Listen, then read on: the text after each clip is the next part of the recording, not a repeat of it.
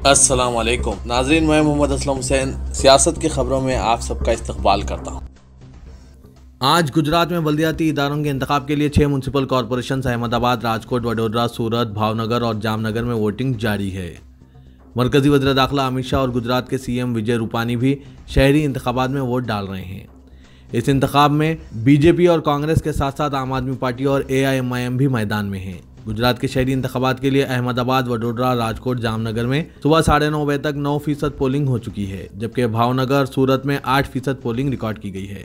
Corona के बाद के इस दौर में भी गुजरात में बल्दियाती इंतखाबात के लिए अवाम का हुजूम देखने में आ रहा है। लोग लाइन में खड़े होकर वो अपना हक रायदही से इस्तेफादा हासिल कर रहे हैं। वज़ीर-ए-आज़म नरेंद्र मोदी ने फरसुदा क़वानीन मनसूख करने और हिंदुस्तान में तिजारत को आसान बनाने की ज़रूरत पर जोर दिया और कहा कि मुआशी तरक्की को तेज़ करने के लिए मरकज़ और रियासतों को मिलकर काम करने की ज़रूरत है। नीति आयोग की गवर्निंग काउंसिल की 6ठी मीटिंग से खिताब करते हुए वज़ीर-ए-आज़म ने कहा कि खानगी शोबे को हुकूमत के आत्मनिर्भर प्रोग्राम का हिस्सा बनने के लिए मुकम्मल मौका देना चाहिए। उन्होंने कहा कि जब रियासत और मरकज़ी हुकूमत ने कोरोना वायरस की वबा के दौरान मिलकर काम किया था, पूरा मुल्क कामयाब हुआ। ताउन पर मबनी वफाकियत मुल्क की तरक्की की बुनियाद है और आज का इजलास इसे मज़ीद बामकसद बनाने और ताउन पर मबनी मुसाबिकत की तरफ ले जाने के लिए है। मोदी ने कहा कि न सिर्फ रियासतों बल्कि अजला की जानिब से भी ताउन पर मबनी वफाकियत पर काम करने की ज़रूरत है। माहौलियाती कारकुन दिशा रवि के वकील ने दिल्ली की एक अदालत को बताया है कि इस बात को साबित करने का कोई सबूत नहीं है कि किसान एहतजाज से मुतालिक टोल किट 26 जनवरी के तशद्दुद के लिए जिम्मेदार हैं। अदालत ने दिशा की दरख्वास्त जमानत पर अपना हुक्म मंगल तक के लिए महफूज किया। दिशा रवि ने अपने वकील के जरिए हफ्ते को बताया कि अगर दुनिया भर में किसान एहतजाज को नुमायां करना गद्दारी है तो मुझे जेल में ही रहना चाहिए। दिशा रवि के वकील ने अदालत में अपने दलाइल पेश किए, जबकि दिल्ली पुलिस ने इनकी दरख्वास्त जमानत की मुखालिफत करते हुए इल्ज़ाम लगाया कि वो इन अफराद के साथ टूल किट तैयार कर रही थी जो खालिस्तान के हामी हैं और हिंदुस्तान को बदनाम करने के लिए एक आलमी साजिश में शामिल हैं। नेज़ ये लोग किसान एहतजाज की आड़ में मुल्क में बदनामी फैलाना चाहते हैं। मरकजी वजारत सेहत ने कहा है कि केरला, महाराष्ट्र, पंजाब, छत्तीसगढ़ और मध्य प्रदेश में कोविड-19 के रोजाना केसों में इजाफा रिकॉर्ड किया जा रहा है। वजारत ने एक बयान में कहा कि गुज़िश्ता 7 दिनों में छत्तीसगढ़ में रोजाना सरगर्म नए केसों में इजाफा देखा गया है। गुज़िश्ता 24 घंटों में 259 नए केसेस पाए गए हैं। केरला में भी रोजाना केसेस में गुज़िश्ता एक हफ्ते से इजाफा हो रहा है। महाराष्ट्र में भी रोजाना केसों में इजाफा हो रहा है। हफ्ते को मुल्क में सबसे ज़्यादा केस रिकॉर्ड किए गए। वजारत ने कहा कि गुज़िश्ता 24 घंटों में महाराष्ट्र में 6112 नए केसेस दर्ज किए गए। महाराष्ट्र की तरह पंजाब में भी गुज़िश्ता 7 दिनों में केसों में इजाफा हुआ है। गांधी खानदान में अलग थलग किए गए कांग्रेस के senior leader Ghulam Nabi Azad Aahista Aahista BJP के करीब होते जा रहे हैं। वजारत अक़लियती उमूर के ज़ेर एहतमाम मुशायरे में वज़ीर-ए-आज़म नरेंद्र मोदी ने आज गुलाम नबी आज़ाद का इंतहाई खुश व खुर्रम के साथ सुर्ख कालीन पर इस्तकबाल किया। अम्बेडकर इंटरनेशनल सेंटर पर जहां मुशायरे का एहतमाम किया गया था, हर तरफ गुलाम नबी आज़ाद के अज़ीमुश्शान बैनर्स और पोस्टर्स लगाए गए थे। मरकज़ी वज़ीर मुख्तार अब्बास नकवी और जितेंद्र सिंह ने मुशायरे में आमद के साथ ही गुलाम नबी आज़ाद का पुरतपाक इस्तकबाल किया। वज़ीर के राज्यसभा में मियाद खत्म होने पर विदाई खिताब के दौरान वज़ीर-ए-आज़म नरेंद्र मोदी ने इंतहाई जज्बाती अंदाज में आंसू बहाते हुए गुलाम नबी आज़ाद की भरपूर तारीफ़ की थी। यह दूसरी मरतबा है कि मुशायरे के मौके पर मोदी ने गुलाम नबी आज़ाद की ज़बरदस्त सताइश की। राहुल गांधी के कैंप में गुलाम नबी आज़ाद को बागी कांग्रेसियों का लीडर तस्वुर किया जा रहा है। राज्यसभा में दूसरी मियाद के लिए मुंतखब न किए जाने पर गुलाम नबी आज़ाद आला कमान पर नाराज दिख रहे हैं। राज्यसभा में इनके जानशीन के तौर पर मल्लिकार्जुन खड़गे को नामजद किया गया, जो गांधी खानदान के निहायत करीब वफादार समझे जाते हैं। मोदी हुकूमत के किसी प्रोग्राम में कांग्रेस लीडर्स के पोस्टर चस्पा किया जाना अपने आप में एक मुनफरिद वाक़या है। कांग्रेस ने पेट्रोल और डीजल की कीमतों में बढ़ते हुए इजाफे के खिलाफ बतौर एहतजाज कई मुकामात पर रैलियां निकाली और बंद मनाया। इंडियन यूथ कांग्रेस ने दिल्ली में शास्त्री भवन पर एहतजाज किया। उन्होंने पेट्रोल और डीजल के बढ़ते दाम के खिलाफ एहतजाज करते हुए वजीर पेट्रोलियम धर्मेंद्र प्रधान का इस्तीफे का मुतालबा किया। IVC media incharge Rahul Rao ने कहा कि यूथ कांग्रेस के कई कारकुनों बशमुल इसके सदर श्रीनिवास को पकड़कर मुख्तलिफ पुलिस स्टेशन ले जाया गया। श्रीनिवास ने कहा कि बीजेपी के जो कायदीन साबिक में पेट्रोल और डीजल की कीमतों पर एहतजाज करते थे, वो आज खामोश तमाशाई है। पेट्रोल के दाम मुल्क के कई हिस्सों में 100 रुपये फी लीटर हो गए हैं और मोदी हुकूमत अवाम को राहत देने के लिए कुछ भी नहीं कर रही है। वजीर पेट्रोलियम को मुस्तफ़ी हो जाना चाहिए। दिल्ली की अदालत ने आज पुलिस को हिदायत दी कि वो 35 गैर मुल्की तबलीगी कारकुनों के पासपोर्ट जारी करे, जिन्हें गुज़िश्ता साल दिसंबर में एक केस में पहले ही बरी किया जा चुका है। Chief metropolitan magistrate Arun Kumar गाग ने कहा कि तमाम गैर मुल्कियों को पहले ही अदालत ने बरी कर दिया है और पुलिस ने इस हुक्म को ताहाल चैलेंज नहीं किया है, ना ही नजरसानी की अपील की है। ख्याल रहे कि दिल्ली पुलिस ने कोविड-19 वबा के तनाजुर में हुकूमत की रहनुमाना हिदायत की खिलाफ वर्जी और गफलत का इल्ज़ाम आयद करते हुए तबलीगी जमात के गैर मुल्की कारकुनों पर फर्द जुर्म आयद किया था। जम्मू कश्मीर में अस्करियत पसंदी के वाक़यात में 3 पुलिस वालों की हलाकत के एक दिन बाद PDP सदर महबूबा मुफ्ती ने मरकज़ से कहा कि वो पाकिस्तान के साथ बातचीत शुरू कर दें, वो मुकामी लोगों को भी साथ ले ताकि मरकज़ी ज़ेर इंतज़ाम इलाके में कोई तशद्दुद ना हो।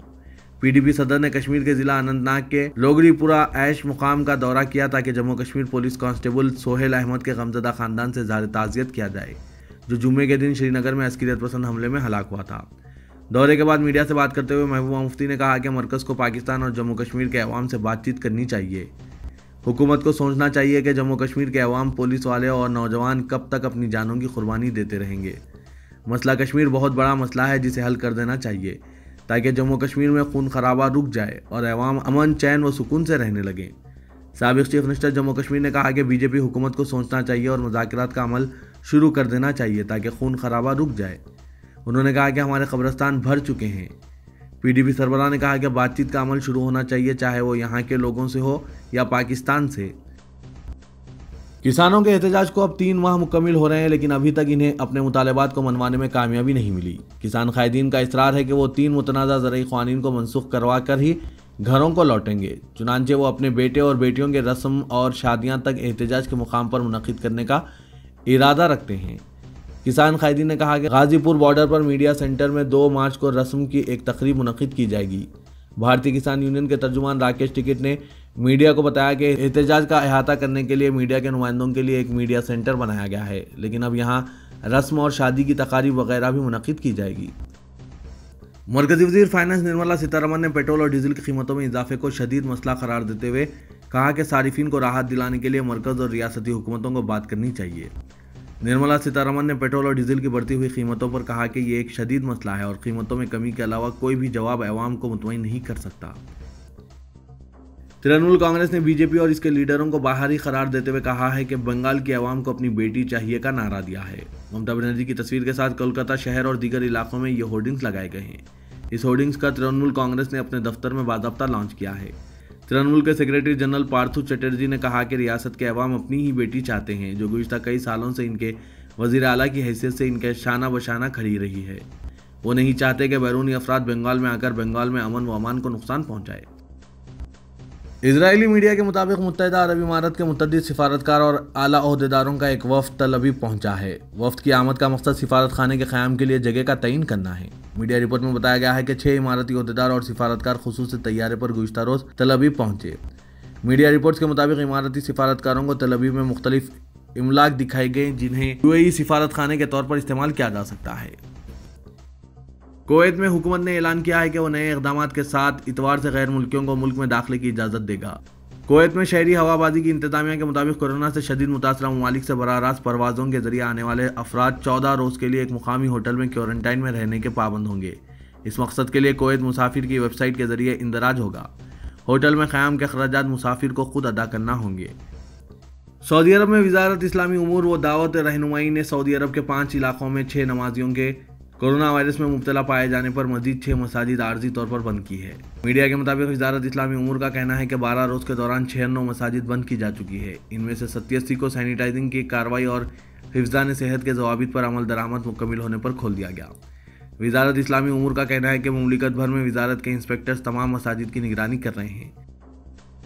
हिंदुस्तान के नायब सदर जमहूरिया वेंकैया नायडू ने अवाम और ख़ास तौर पर नौजवानों पर जोर दिया कि वो सेहतमंदाना तर्ज ज़िंदगी इख्तियार करें और आराम पसंद ज़िंदगी से गुरेज करें। कहा कि इसके अलावा नौजवानों को जंक फूड से गुरेज करें क्योंकि मुल्क में खामोश बीमारियां फैल रही है।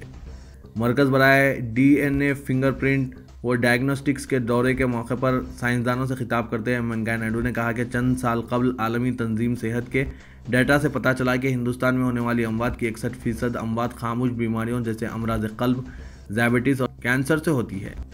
नायब सदर जमहूरिया ने ऑर्गेनिक फार्मिंग की ज़रूरत पर जोर दिया और कहा कि हमें अपनी रिवायती ग़िज़ाई आदत को इख्तियार करना चाहिए और प्रोटीन वाली ग़िज़ाओं का इस्तेमाल करना चाहिए ताकि सेहत बेहतर रह सके।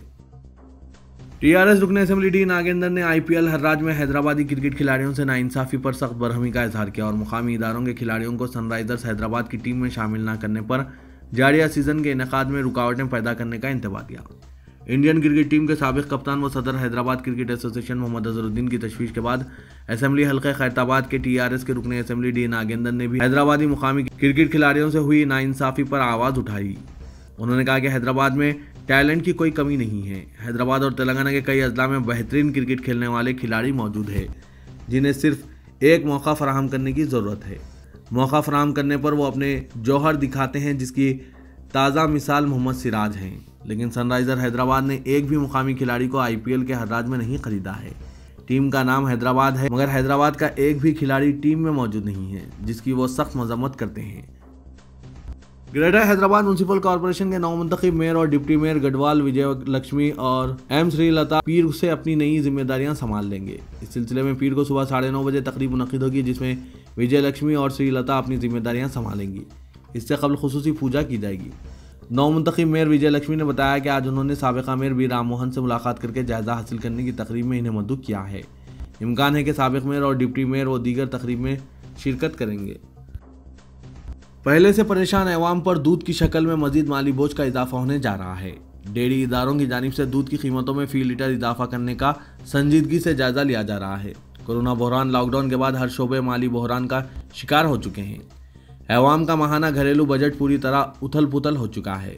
आम सरगर्मियां बहाल होने के बाद अवाम अभी माली बहरान से निकलने की कोशिश ही कर रहे थे कि इन पर पेट्रोल, डीजल और पकवान गैस की कीमतों में इजाफे ने इनकी कमर तोड़ दी है।